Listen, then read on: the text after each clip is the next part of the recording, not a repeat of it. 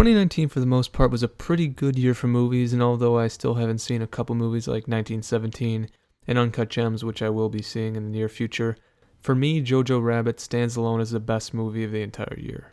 Maybe my favorite part about Jojo Rabbit is the fact that, despite the poster and the whole taking on hate, I thought that was going to be sort of curtailed and designed to take on the modern American perspective on politics, and Hollywood, of course, is no fan of the President of the United States, and they sort of have an idea of what modern America is like. And I thought Taika Waititi might get a little bit heavy-handed in his point of view on the current situation, but something so fantastic about Jojo Rabbit is the idea that every single theme and every single message could be given to anybody across the world, and it could be deeply impactful, and that's what the best type of art does. Quick thing to note is that I will be getting into spoilers, so if you've never seen Jojo Rabbit before, I recommend you see it when it comes out on DVD or digital. I'm not sure exactly when that is going to be, but it's an amazing movie and you need to see it. Now, before I get into the characters and the themes, which is what I love most about the movie, I do want to talk a little bit about the technical side of things.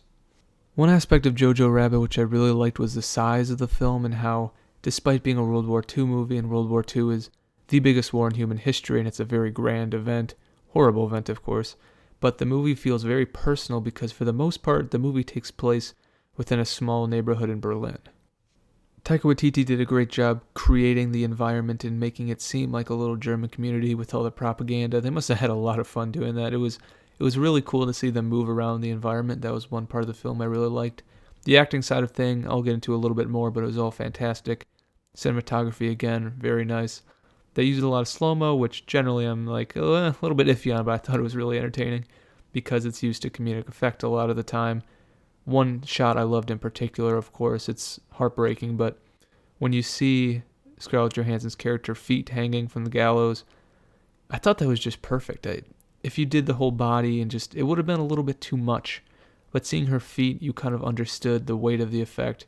It was a really, really good choice. Across the board, the technical aspect of the movie was just fantastic. Now, there will be a lot of films, and there have been a lot of films, better technically than Jojo Rabbit. I think we all know that 1917 is getting all the buzz with the cinematography. Roger Deakins, of course, at the helm. It's going to be a beautiful movie. What I think makes Jojo Rabbit so special is that it tries to communicate themes that are very difficult to deliver a lot of the time, yet does it so perfectly and creates characters that not only can make you laugh, but can also make you cry. There has been somewhat of a complaint in regards to the themes and the core message of the movie that it's a little bit all over the place at times, but I think when you sit down and think about how each character sort of has their own arc, and there's a specific message within each one of the characters' arcs. The first character and first arc I want to talk about is Jojo himself, played by an excellent Roman Davis. This was the one character I thought maybe Taika Waititi would mess up a little bit, but he says something through this character which I think is extremely bold. It was something I did not expect to see, but it was one of the more powerful messages I have seen in film this year. Now, when we meet Jojo, he's in this camp. He wants to be the best Nazi he can be. He wants to impress all those around him. He wants to be seen as a top person in this culture he's been ingrained into. And as the movie goes on, they never make him seem to be a very, as Thomas Ian McKenzie's character later says in the movie, Jojo, you just want to be a part of this club. This is what you want. And I think through that, Taika Waititi is making a point about all forms of discrimination here, which is discrimination is just a form for one person to feel more valuable than another person. It doesn't need to be through the lens of race or class. It can be anything. And that's something I think is very important to know. Just the idea of being part of the Aryan race, quote unquote. When you're a part of this group, you're automatically better than a great subsection of people, especially the Jewish people, of course. Because he's a part of this group, he knows no matter how bad I fall, I can be at the very, very bottom of the German hierarchy, but I'm still above these people. And that's what he thinks when he meets Elsa for the first time. Of course, once he gets to know Elsa, he understands that he's below her in a lot of respects. She's a lot smarter than he is. She's a lot stronger than he is. She's more clever. And it's not until he finally, after a little bit of time in the film, he finally finds a point of pain for her. He finds a subject which he can actually beat her a little bit, which is, of course, her fiancé, who he says, well, he forgot about you. He doesn't care about you. And we see her cry for the first time. And this is probably one of the best scenes I've seen in film in a long, long time. I give a lot of credit to Roman Davis because you can literally see that light bulb in his head go off. You can actually see the moment where he's like, you know what? What the hell am I doing? What the hell has the community made me think? This girl is just like me. She feels the same pain I do. She has very intense emotions. And I just hurt a girl who's done nothing wrong to me.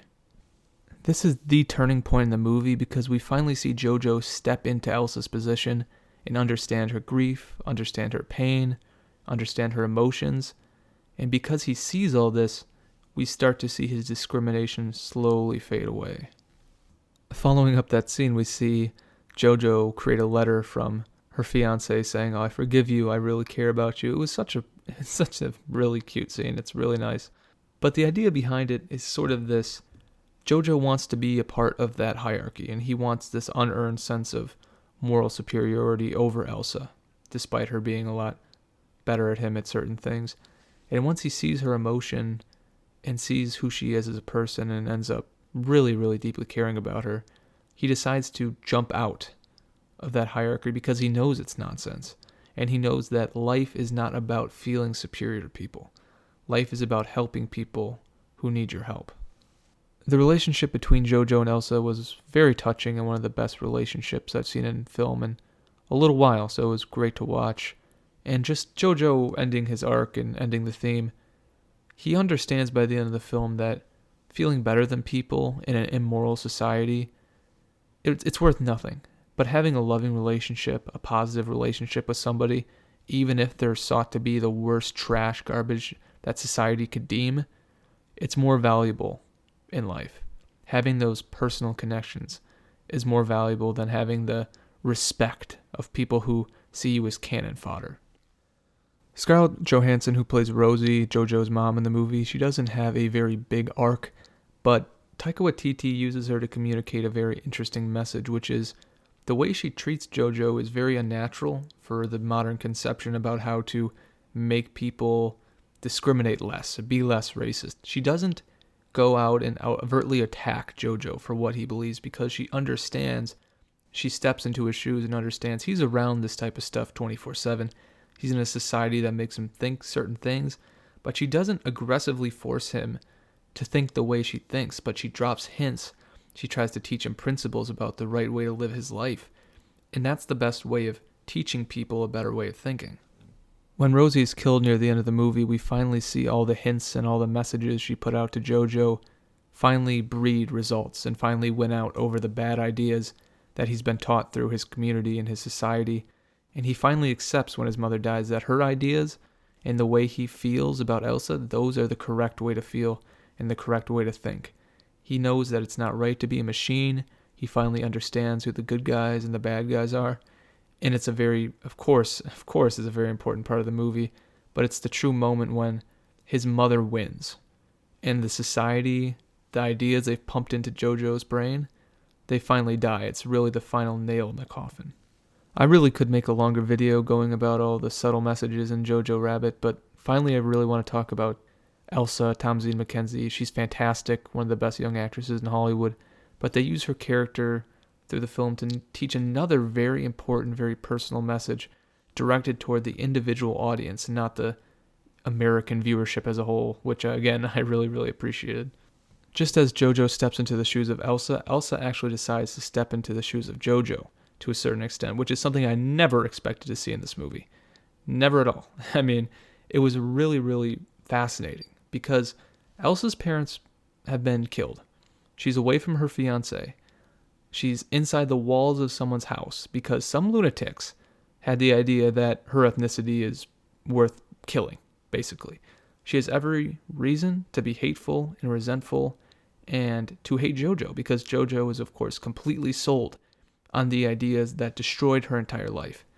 Yet she always tests him and always never gives up hope on him because she understands that he isn't born this way and he's never completely going to be some monster. She understands there's a way that he can become better, and she actively tries to make him a better person and to develop a relationship with him. Even though if she decided, you know what, screw this guy, he's part of this horrendous organization, why should I give him the light of day? But she does. And that's something we don't often hear in our society, which is give these people a chance, try to develop relationships, try to make them better. And it's such a beautiful message. And again, Thomasine McKenzie does a great job portraying this and showing different emotions and different layers to her character. Elsa, of course, does mess with Jojo a lot and try to make him feel small, which is good because he needed to feel small. But the idea that she actually accepts the role of big sister when, again, all these terrible things have happened to her it's just so great. Especially when she doesn't hate him at the end when she finds out that he was keeping her inside his wall, basically. Lied to her. She slaps him, which is good, but she accepts it and she understands, okay, I know why he did it. He loves me, and I know it, and I think she loves him too. And the way that she accepts all the things and all the wrong things he did to her to keep a relationship with him and to keep a loving relationship with him. Just fantastic. Another really cool part about her character can be summed up in that one poem quote, which is, "No feeling is final." And she has all these terrible things happen to her, but she still holds out and still has hope that the dread she feels, the pain she feels is not going to be the end. There's going to be a point in time where she gets to feel joy again. And that's what her dancing was at the end of the movie. It's the other side of the quote, which is this joy, this freedom I'm feeling, it's not going to last forever either. Bad things are going to happen again. That's how life is. That's how everyone's life is. But she indulges in that moment, and she really drinks in the feeling of joy and the feeling of relief and the feeling of freedom, being there with someone she loves. It was really cool. And she's such a strong character. And that's how you do a really Star Wars. If you want to know how to do a strong female lead character, Jojo Rabbit. There's much more in this movie that could be talked about, especially Taika Waititi's performance as Hitler and his ability as a director to mix in these themes that are really deep and powerful, but also have comedy involved as well, really great comedy. It's just one of those unique things about him as a filmmaker. I don't think another person in Hollywood could effectively make a movie like this. The idea not only to make the Nazis be evil and serious, which they are, but in modern America there's sort of this transcendental, like the Voldemort, the name that cannot be said, Hitler, Nazi, but Taika Waititi makes them look ridiculous and silly, and that's what they are in reality. Their ideas were ridiculous, irrational, stupid, and he does a great job showing that and making their whole ideology look like a joke, which it is. Sam Rockwell is also worth mentioning. He was amazing. He was hilarious. His final scene, too. Throughout the movie, the costume thing was, I thought it was a little bit much, but when I saw the outline, I'm like, are they really going to have him put on this? It was amazing. I couldn't believe how awesome it was. But they really completed his character in a really memorable way. And he's another aspect of the movie, which I loved, of course. I really hope they win Best Ensemble at the SAGs. I think they deserve it. There's so many great performances, but Sam Rockwell as well. Fantastic. It had been a long time that I felt so good coming out of a movie theater after I watched Jojo Rabbit. The characters are so great. The comedy lands really well for most of the movie. The messages are very impactful and important. It's an amazing movie, and I think it's the best movie of the year. I hope it gets a lot of love from the Oscars, even though I doubt it will, because the message is a little bit much for, I think, a lot of the voters. Thomasine McKenzie, if she got nominated, I would jump for joy. She did an amazing job. But if you have an opportunity to watch it for the first time or again, you have to do it. It's an amazing piece of work. Taika Waititi, again, proves how good of a filmmaker he really is. If you love Jojo Rabbit, if you love this video, please leave a like and subscribe so I can build my channel. I'll have some reviews coming out later in the week for Uncut Gems. I also have a video up on a certain character from The Revenant, talking about some of the best characters of the past decade. And that's my thing. I love talking about characters because that's what makes movies great. And if they're done terribly, that's what ruins movies. So I'll be doing that soon. I hope you have a great rest of your day, and hopefully I will talk to you soon. Have a good one.